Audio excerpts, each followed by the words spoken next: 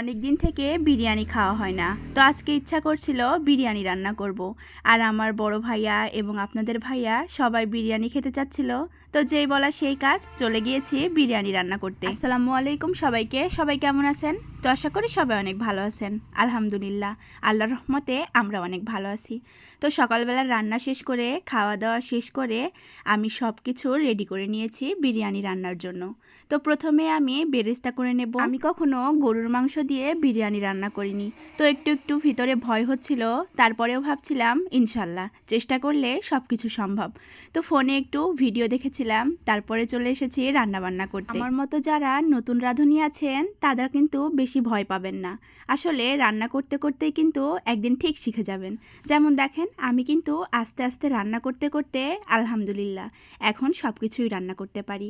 তো এদিকে আমার বেরেস্তা করা শেষ, এইবার আমি মাংসটাকে মাখিয়ে রান্না করব। মাংসটাকে আমি সব রকমের মশলা দিয়ে মাখিয়ে রান্না শুরু করব। তো এদিকে আদা রসুন বাটা, কাঁচামরিচ, একটু সামান্য হলুদ, তারপরে হচ্ছে এই তো বেরেস্তা ভেজে রেখেছিলাম, সেই বেরেস্তার অর্ধেকটা আমি মাংসের ভেতরে দিয়ে দিয়েছি। ও বলতে তো ভুলেই গেছি, এর ভেতরে কিন্তু আমি রাঁধুনি মিক্সডের বিরিয়ানি মশলাটাও দিয়ে দিয়েছি। তারপরেই তো খুব সুন্দরভাবে হাতে মাখিয়ে রান্নাটা শুরু করব। আমি কিন্তু রান্না করতে করতে এখন সব রান্না শিখেও গেছি, আর রান্না বান্না করতেও আমার খুব ভালো লাগে। তো এইদিকে আমি রান্না বান্না করছিলাম আর বৃষ্টি হচ্ছিল, বৃষ্টির ভেতরে রান্না করতে কিন্তু খুব ভালো লাগছিল। তো একদিকে মাংসগুলোকে আমি রান্না করে নিচ্ছিলাম এবং অন্যদিকে পোলাওয়ের চালগুলো খুব সুন্দরভাবে ধুয়ে নিয়েছি।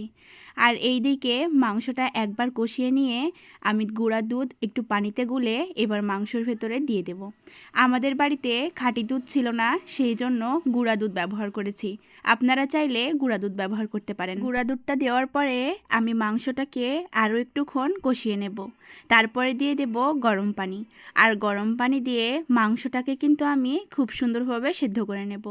আর বিরিয়ানির ভেতরে মাংসটা খুব ভালো সেদ্ধ না হলে বিরিয়ানি খেতে তেমন একটা মজা লাগে না। আমি তো রান্না বান্না করছিলাম এবং ভেতরে আমার খুব ভয় লাগছিল বিরিয়ানিটা পারফেক্টভাবে রান্না করতে পারবো কিনা। তো এদিকে মাংসটা আমার সেদ্ধ হয়ে গেছে, আমি পোলাওয়ের চালগুলো দিয়ে দিয়েছি। তারপরে একটু ভেজে নিয়ে দিয়ে দেব গরম পানি। আমি যতটুকু পোলাওয়ের চাল নিয়েছি তার ডবল পানি দিয়েছি। আপনারা অনেকেই বলেন আপনার শাশুড়ি কি আপনাকে কোনো কাজেই হেল্প করে না? তো হ্যাঁ, আমার শাশুড়ি আমাকে সব কাজেই হেল্প করে। তবে ছোটবেলা থেকে দেখে এসেছি আমার নানি সারাদিন কাজ করতো, তবে আমার মামি শুধু একবেলায় রান্না করে বসে থাকতো। তো আমি তখন থেকেই ভাবতাম আমার যখন শাশুড়ি হবে আমি আমার শাশুড়িকে কোনো কাজই করতে দেব না। তো আলহামদুলিল্লাহ এখন আমি চেষ্টা করি আমার শাশুড়িকে একটু কম কাজ করতে দেওয়ার জন্য। তো এই তো কথা বলতে বলতে দেখেন গরম পানি দিয়ে দিয়েছি। এর ভেতরে এখন আমি দিয়ে দেব ভেজে রাখা আলু।